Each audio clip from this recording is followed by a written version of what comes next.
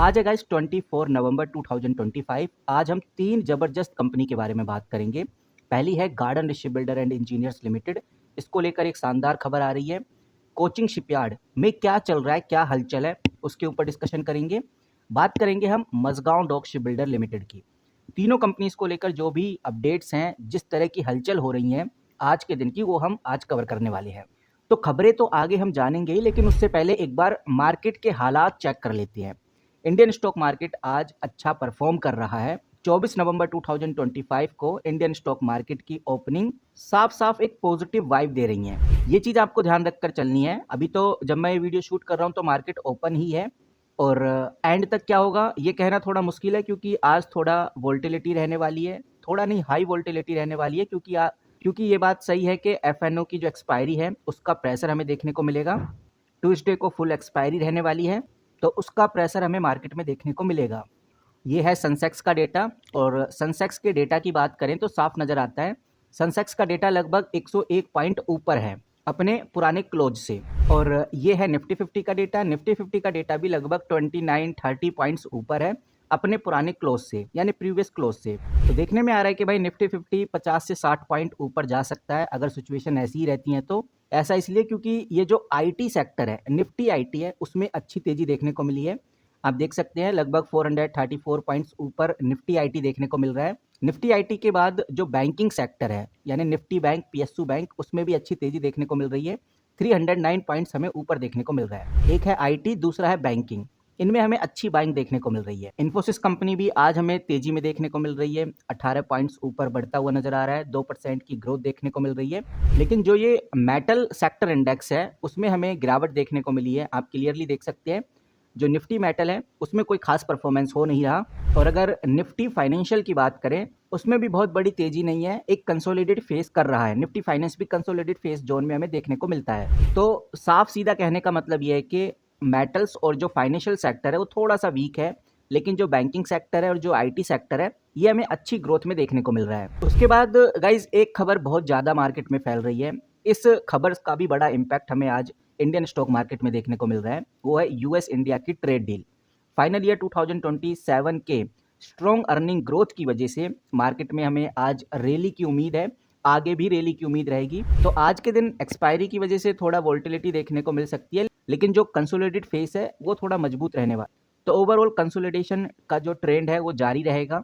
और अगर कल की बात करें तो कल मार्केट रिबाउंड कर सकता है। ये यहाँ पर आपको 26,100 पे देखने को मिल रहा है, तो ये 26,200 से या 26,300 तक जा सकता है। लेकिन अगर लेवल टूटते हैं, थोड़ी गिरावट देखने को मिलती है, तो 25,800 तक ये गिर सकता है। तो सबसे जरूरी और जो इम्पोर्टेंट बात है जो ध्यान में रखकर चलनी है, जिसके ऊपर हर इन्वेस्टर का नज़र है, वो है इंडिया और यूएस के ट्रेड डील। इंडिया और यूएस का जो ट्रेड डील का प्रोसेस है इसके ऊपर पूरी नज़र है, जो कि एक बड़ा कैटलिस्ट बन सकता है। वहीं फेड रेट कट को लेकर भी काफ़ी उम्मीद आ रही हैं। एशियन मार्केट में मोस्टली पॉजिटिव ट्रेड ही देखने को मिलेंगे। ये भी एक बड़ा रीजन है कि आज हमें overall Indian stock market positive नजर आ रही है। स्मॉल कैप आपको जरूर गिरते हुए नजर आ रहे हैं। लगभग 236 पॉइंट हमें नेगेटिव की तरफ गिरते हुए नजर आए हैं।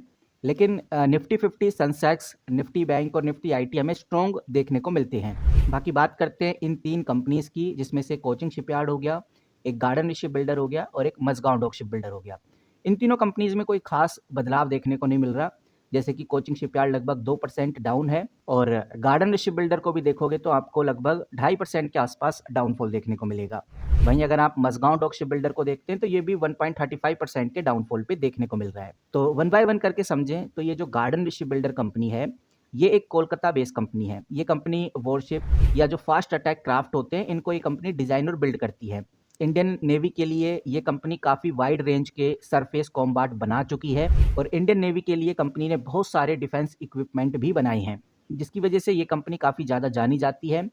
इस कंपनी को मिनिस्ट्री ऑफ डिफेंस के द्वारा ही कंट्रोल किया जाता है। और इस कंपनी के अगर हालात की बात करें तो मैं एनएससी की वेबसाइट पे चलता हूँ, और यहाँ पर मैं आपको दिखाता हूँ कि भाई ओवरऑल चल क्या रहा है। यहाँ पर आप देखेंगे तो मैंने इधर गार्डन ऋषि बिल्डर खोला हुआ है। नीचे हमें देखने को मिलता है ऑर्डर बुक, और ऑर्डर बुक में दिख रहा है कि जो सेल क्वांटिटी है वो 1 लाख तक है, और बाय क्वांटिटी सिर्फ 61,000 तक है। यानी जो बायर्स हैं जो गार्डन ऋषि बिल्डर में तेजी से खरीदना चाहते हैं वो बहुत कम है, और सेलर्स बहुत ज़्यादा है। 1 लाख के आसपास की सेल क्वांटिटी है, बड़ी क्वांटिटी इन्वेस्टर्स के द्वारा बेची जा रही है, जिस वजह से गार्डन शिप बिल्डर आज 2.5 से 3% के डाउनफॉल पे है। और मनी कंट्रोल पे भी अगर हम गार्डन शिप बिल्डर को खोलते हैं, तो नीचे आप देखिए आपको एक और इम्पोर्टेंट डेटा देखने को मिलता है। ये है वॉल्यूम, और वॉल्यूम साफ इशारा कर रहा है कि भाई 7 लाख का ही वॉल्यूम ट्रेड हुआ है आज तो। कल 13 लाख का वॉल्यूम ट्रेड हुआ था। डिलीवरी परसेंटेज 37 है, बहुत ज़्यादा नहीं है, लेकिन 37 एक कम नंबर भी नहीं लगता। डिलीवरी हो रही है यानी लोग इन्वेस्ट कर रहे हैं, but number of delivery percentage volume percentage से कम है। और अक्सर ऐसा देखा गया है कि ऐसी सिचुएशन में ट्रेडिंग ज़्यादा होती है, इन्वेस्टिंग कम होती है। वहीं अगली कंपनी पे आ जाएं, अगर हम मझगांव डॉक शिप बिल्डर की बात करें, तो मझगांव डॉक शिप बिल्डर एक ऐसी कंपनी है जो मुंबई बेस्ड कंपनी है, जो इंडियन नेवी के लिए डिस्ट्रॉयर्स बनाती है, सबमरीन बनाती है, फ्राइगेट्स बनाती है, लैंडिंग शिप भी ये कंपनी बनाती है। और ये कंपनी काफ़ी ज़्यादा जानी भी जाती है डिफेंस सेक्टर से रिलेटेड। सबमरीन सेक्टर में कंपनी की अच्छी खासी पकड़ भी है। और यहाँ पर आप देखेंगे तो मैं एनएससी की वेबसाइट पे हूँ, मैंने इधर मझगांव डॉक शिप बिल्डर खोला हुआ है। आपको एक चीज़ और देखने को मिलेगी, यहाँ पर आप देखिए ये सेल क्वांटिटी है लगभग 1 लाख के आसपास और बाय क्वांटिटी 82,000 के आसपास है। बायर्स इधर भी कम हैं, जितने कम गार्डन शिप बिल्डर में थे उतने ही कम मझगांव डॉक शिप बिल्डर में भी हैं। अब वॉल्यूम भी देख लेते हैं, तो इससे और क्लियरिटी मिल जाएगी कि भाई चल क्या रहा है। मैं यहाँ पर मझगांव डॉक शिप बिल्डर खोलता हूँ और उसके बाद हम काफ़ी इंपॉर्टेंट चीज़ें डिस्कस करेंगे। मैं मनी कंट्रोल पे हूँ, मैंने इधर मझगांव डॉक शिप बिल्डर खोला हुआ है। थोड़ा सा नीचे चलेंगे तो हमें वॉल्यूम देखने को मिल जाता है। वॉल्यूम कल 11 लाख का ट्रेड हुआ था, डिलीवरी परसेंटेज 39% है। गार्डन शिप बिल्डर से तो अच्छी डिलीवरी परसेंटेज है, लेकिन आज वॉल्यूम बहुत कम हो गया है। 3 लाख का ही वॉल्यूम हमें देखने को मिल रहा है। वॉल्यूम थोड़ा बहुत बढ़ेगा तो ज़्यादा से ज़्यादा 5 या 6 लाख हो जाएगा, लेकिन कल के जितना वॉल्यूम देखने को नहीं मिलेगा। तो वॉल्यूम इधर भी डिक्रीज़ हुआ है। लोगों का interest Mazagon dock ship builder से खत्म होता हुआ नज़र आ रहा है। अब देखते हैं कि आगे हमें क्या अपडेट देखने को मिलती है। अगली कंपनी काफ़ी पॉपुलर, काफ़ी जानी-मानी कंपनी, ये कंपनी शिप बिल्डिंग का तो काम करती है, साथ-साथ में ये शिप रिपेयरिंग का भी काम करती है। इसीलिए कोचिन शिपयार्ड सबसे जानी-मानी कंपनी है। केरला में ये कंपनी लोकेटेड है। इंडिया की सबसे बड़ी ship building, ship repairing company है, ऐसा हम कह सकते हैं। ये कंपनी कॉमर्शियल और डिफेंस वेसल्स दोनों ही बनाती है। शिप रिपेयरिंग का काम कंपनी ने अभी हाल ही में स्टार्ट किया है। ये कंपनी पैसेंजर शिप भी बनाती है, नेवल वेसल्स भी बनाती है, और ऑयल टैंकर्स बनाने में भी ये कंपनी आगे है। मैं एनएससी की वेबसाइट पे हूँ, यहाँ पर मैं कोचिंग शिपयार्ड सर्च करता हूँ तो मेरे सामने ये कंपनी खुल जाती है। बहुत क्लियर और साफ शब्दों में नज़र आ रहा है कि जो सेल क्वांटिटी है इसकी भी 1 लाख के आसपास है, और जो बाय क्वांटिटी है वो लगभग 79,000 की है। तो इस केस में भी हमें साफ दिखता है कि भाई बायर्स कम हैं, और उतनी ही क्वांटिटी में कम है जितने गार्डन शिप बिल्डर में थे, मझगांव डॉक शिप बिल्डर में थे। तो कोचिंग शिपयार्ड का जो हालात है वो बिल्कुल सेम है, मझगांव डॉक शिप बिल्डर और गार्डन शिप बिल्डर जैसा ही। बाकी एक बार हम मनी कंट्रोल पे भी देख लेते हैं कोचिंग शिपयार्ड को। यहाँ पर आप देखेंगे तो मैंने इधर कोचिंग शिपयार्ड खोला हुआ है। अब मैं थोड़ा सा नीचे चलता हूँ तो मुझे वॉल्यूम देखने को मिलता है। ये आप देखिए, आपको नजर आ रहा होगा वॉल्यूम साफ दिख रहा है कि भाई 6 लाख का वॉल्यूम ट्रेड हुआ था कल, और डिलीवरी काफ़ी अच्छी है। मझगांव डॉक शिप बिल्डर और गार्डन शिप बिल्डर से भी अच्छी है इधर का डिलीवरी परसेंटेज। आज 4 लाख के आसपास का वॉल्यूम ट्रेड हुआ, तो ऑलमोस्ट 6 लाख के आसपास आज भी वॉल्यूम हमें देखने को मिल जाएगा। कहने का मतलब ये है कि भाई कोचिंग शिपयार्ड फिर भी अच्छा कर रहा है इन दोनों कंपनी से। ओवरऑल कोचिंग शिपयार्ड का नाम भी काफ़ी ज़्यादा है इन दोनों कंपनीज के मुकाबले। और जो भी खबरें आ रही हैं, चाहे वो रशिया के साथ टाइप हो या जो साउथ कोरिया है, साउथ कोरिया के साथ जो टाइप हो, वो ज़्यादातर कोचिंग शिपयार्ड में ही टाइप देखने को मिलते हैं। तो कोचिंग शिपयार्ड के ऊपर नज़र रखना काफ़ी ज़रूरी है। अब सबसे ज़रूरी ये भी है कि भाई इंडियन स्टॉक मार्केट अच्छा परफॉर्म कर रहा है, लेकिन फिर भी शिप बिल्डिंग सेक्टर में हमें कोई खास बदलाव देखने को नहीं मिला, बल्कि डाउनफॉल ही देखने को मिल रहा है, चाहे वो गार्डन शिप बिल्डर हो, कोचिंग शिपयार्ड हो या फिर मझगांव डॉक शिप बिल्डर हो। ऐसा क्यों हो रहा है, इसके पीछे के मल्टीपल रीज़न हो सकते हैं।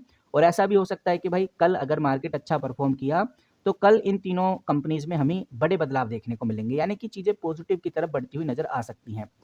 अभी तक कोई बड़ी खबर नहीं आई है, कोई लेटेस्ट खबर नहीं आई है। जैसी कोई शिप बिल्डिंग से रिलेटेड लेटेस्ट खबर आती है तो आपके साथ ज़रूर शेयर करूँगा। इस वीडियो में इतना ही, मिलते हैं किसी नई वीडियो के साथ, तब तक के लिए take care and good bye.